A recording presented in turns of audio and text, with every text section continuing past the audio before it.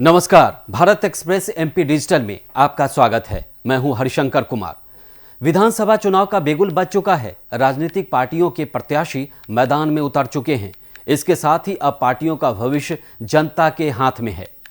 उसके साथ ही अब उन मुद्दों को पता लगाया जा रहा है जिसका समाधान कर पार्टियां फ्री बीज देकर जनता को साध सकती हैं। प्रदेश में कई मुद्दे होते हैं जिनको लेकर जनता मौजूदा सरकार और पार्टी से नाराज रहती है।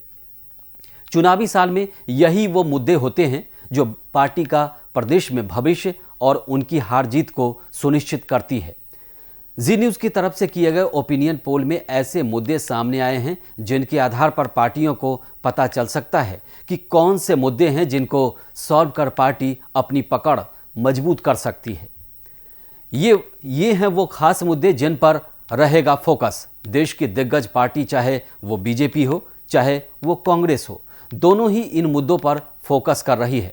जहां बीजेपी अपने कामों को गिनाने तो कांग्रेस करप्शन का मुद्दा लेकर जा रही है। चुनाव में प्रचार में इस मुद्दे को बार बार उठा रही है। कर्नाटक चुनाव में कांग्रेस के उठाए गए करप्शन के मुद्दे से चुनाव में बड़ा फायदा मिला था कांग्रेस को। एमपी के चुनाव में भी ऐसा ही कुछ होने की संभावना है। इसके साथ ही एमपी में मालवा बीजेपी का गढ़ माना जाता है। बीजेपी संघ का गढ़ होने के साथ ही यह एक ट्राइबल एरिया है। ये इलाका जिस तरफ झुकता है सरकार उनकी ही बनती है। यहाँ के मुद्दे सबसे ज़्यादा प्रभावित करते हैं। महंगाई का मुद्दा प्रदेश में जनता के मुद्दों को लेकर एक लिस्ट बनाई गई है जिसे 100% देते हुए मुद्दे की गंभीरता को देखते हुए उसकी रैंक और परसेंट दिया गया है। एमपी में महंगाई को लेकर सर्वे रिपोर्ट में खुलासा हुआ है कि 25% लोग महंगाई को ध्यान में रखकर अपना मतदान करेंगे।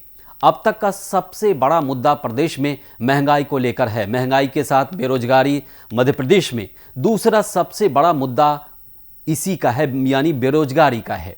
रिपोर्ट में माने तो सबसे बड़े मुद्दों में बेरोजगारी दूसरे नंबर पर है और इसका प्रतिशत प्रदेश में 24% है। यह भी इस बात के चुनाव को प्रभावित करेगी। भ्रष्टाचार का मुद्दा 12% है। मतलब भ्रष्टाचार लोगों के लिए इतना मायने नहीं रखता। एमपी विधानसभा चुनाव में भ्रष्टाचार का मुद्दा 12% है। चुनाव घोषणा से कुछ समय पहले प्रदेश मुखिया पर 50% कमीशन की सरकार आरोप भी लगा था। हालांकि उन्होंने सफाई दी थी और आरोप डायरेक्टली नहीं लगा, सोशल मीडिया के जरिए लगा, जिसमें यह भी बात सामने आई थी जिसने पत्र सोशल मीडिया में रिलीज़ किया उस नाम का कोई व्यक्ति ही नहीं था।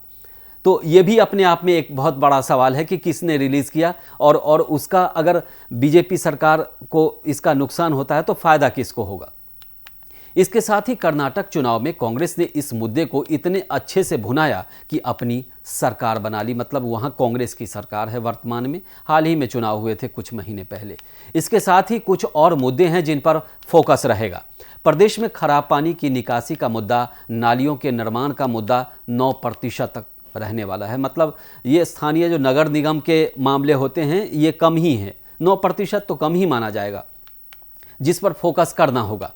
प्रदेश में स्वच्छ और शुद्ध पेयजल का मुद्दा भी चुनाव में असर डालेगा। यहाँ कुछ इलाके ऐसे हैं जहाँ साफ पानी की दिक्कत है, यहाँ 7% मुद्दा इसका भी रहने वाला है। प्रदेश में भले ही हाईवे पर सड़कों की विकास और निर्माण हुआ हो, लेकिन शहर और गांवों और जाने वाली सड़कों की हालत खस्ता है।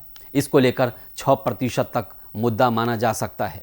आपको हमारा ये वीडियो अच्छा लगा हो तो इसे लाइक ज़रूर कीजिएगा और चैनल को सब्सक्राइब करिए। देश और दुनिया की ताज़ा तरीन खबरों के लिए देखते रहिए भारत एक्सप्रेस डिजिटल।